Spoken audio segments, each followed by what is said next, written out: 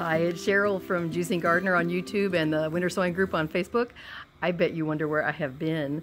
Those of you that have been with me notice I haven't made videos for quite a while. So today I'm going to talk about my big news and what I've been up to, where I've been, and what happened to my garden. So sit tight. Won't take too long, but those of you who follow me might want to know I've had some major big news. So do you notice anything different in the background?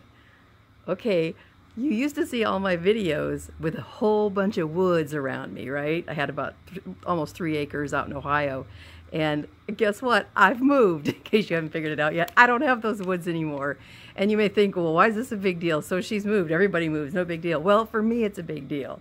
I didn't expect to be moving where I've moved. It's a big deal for any gardener to move. It's a big deal for a winter sower to move. And somebody who has a Winter Sowing Facebook group, it's a big deal as well. I have moved to Southern California.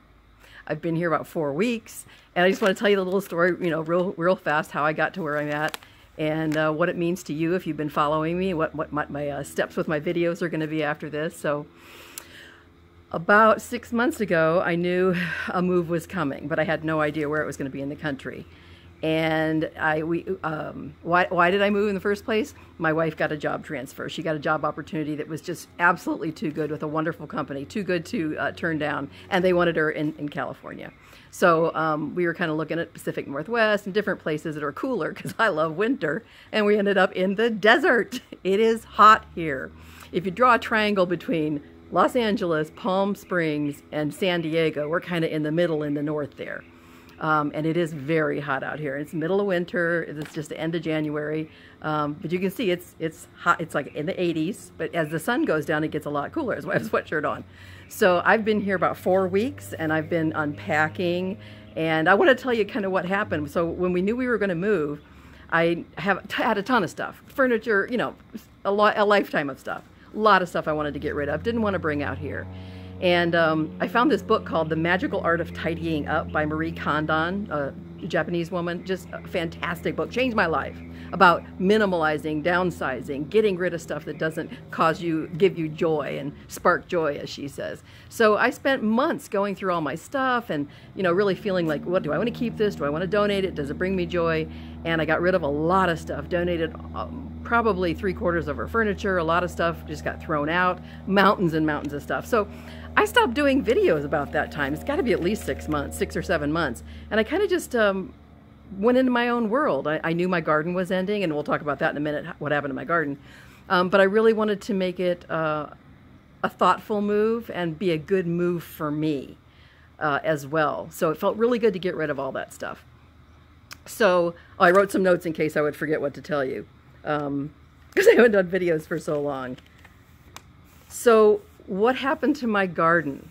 First thing, I think I'm going to take everything, right? I had like 20 overwintered peppers, big tall ones. You've seen them in the videos that have been going 3-4 years. I had a bunch of beautiful citrus trees, baby ones, but I was getting fruit from them.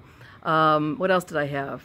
And then I had all my grow tubs, about 18 of them, filled with soil, of over, 100, 150 buckets, 5-gallon buckets, filled with good organic potting soil, filled with amendments and worm castings and all kind of stuff.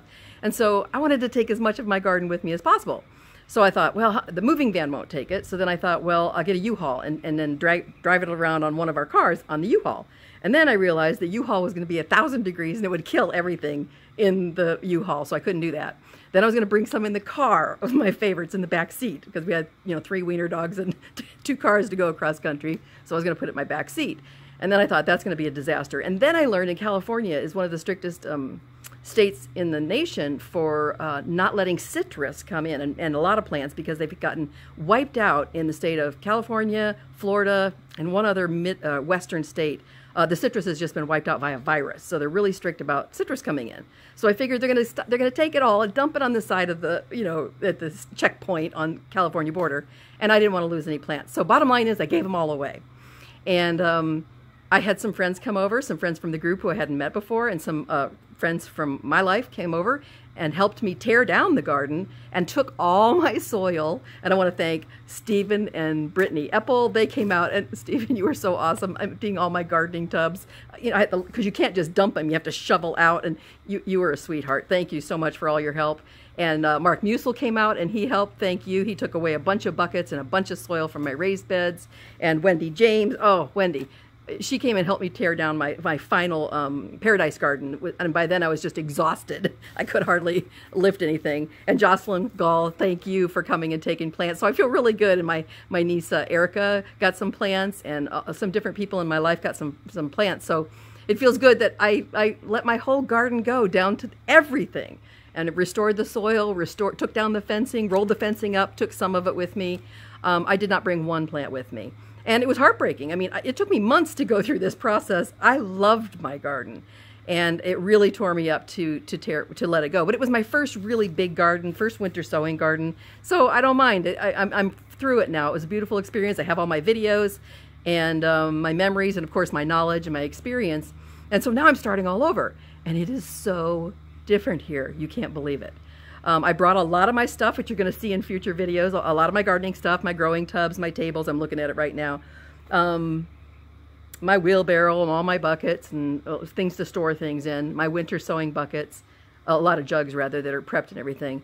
But I haven't started yet because I've been unpacking, and it is a huge job to unpack. We had so much stuff. Big house, an acre of land, which in Southern California is unheard of. We're renting for the first year, which is wasn't what we wanted. We tried to buy, but buying a house long distance across country when you don't know anything about the area turned out. I actually put a couple offers on, but they fell through. We backed out of one, and the other didn't work out. So we just said we're going to rent for a year and get to know the area and find out where we want to stay long term, because I think we'll be here long term. So now I am a desert gardener, a desert winter sower, and how's that going to affect you if you're into winter sowing and you want to know, follow what I've been doing? I've been putting them out in the snow for 5 years.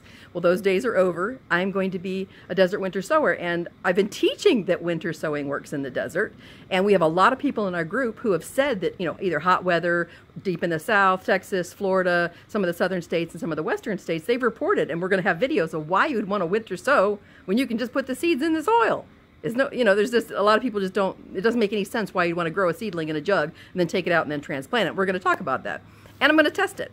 I'm going to go through and, be testing all different kinds of things in the jug, out of the jug. Did it work? Was it worth it? So I'm going to be doing a lot of videos, new kind of gardening for me. Everything is so different. The climate, the heat, obviously, the, dry, the rain. You have to pay for water by the gallon, right? I used to have free unlimited water out of a well, and now it's going to be conserving water. The shrubs are different. The lack of, there's no grass. My yard, you can see, soil. The grass died, I guess, a few years ago in the drought, and no one has grass anymore. Most people don't.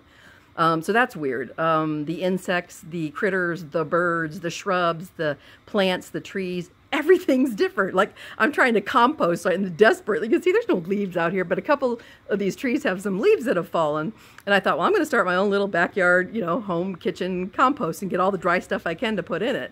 And I'm thinking, what if the leaves are poisonous? I don't even know these trees. I don't recognize. I found one pomegranate in a pomegranate tree back there. So I think it's dead, but I'm trying to bring it back to life. And then a dragon fruit back in there is a little one of those. So I'm saving those leaves. So anyway, we'll go more into that. But I'm really excited. It's exciting for me to be learning something new, because it's just a lifetime learning to be a gardener, and that's what I'm coming up on. So let me see if I told you everything that I was going to tell you about my move, all the different things. Yeah. So stay with me on this journey. I'm looking forward to videoing again. I feel kind of clumsy because I haven't videoed for so long. But if you're in my YouTube, make sure you subscribe. And if you don't have your own YouTube channel, it takes you like 1 minute to do it, and you don't have to put videos up or anything. Just to get yourself a YouTube channel, then you can subscribe to mine, hit the bell, so you get notifications when I put new videos out, because I'm going to really get rolling. And then if you want to be in my Facebook group, over on Facebook, I'll have a link down below. It's a Winter Sowing and Organic Vegetables. Too long of a name, I can never remember. Winter Growing with Sheryl. So make sure you sign up for that group. And I think that's it. Make sure you go down below this video and tell me what you think of my news, and tell me if you are a hot weather gardener. a hot weather winter sower, give me some comments. Like, teach me what I'm in end of January here. I went and bought some plants at the big box store the other day because I was dying to get something in. So I got like 12 pepper plants and a bunch of lettuce. And I have no idea if it's even going to live this time of year. Literally, I'm a babe in the woods here. So let me know any tips you have on growing in the hot weather, and a shade cloth. I'm going to learn to use drip irrigation and sprinkler systems and shade cloths and all that kind of stuff to keep my vegetables alive. So anyway, thank you so much for joining me. Really love having you on this journey with me. I'm going to say goodbye for now. See you on the next video. Bye-bye.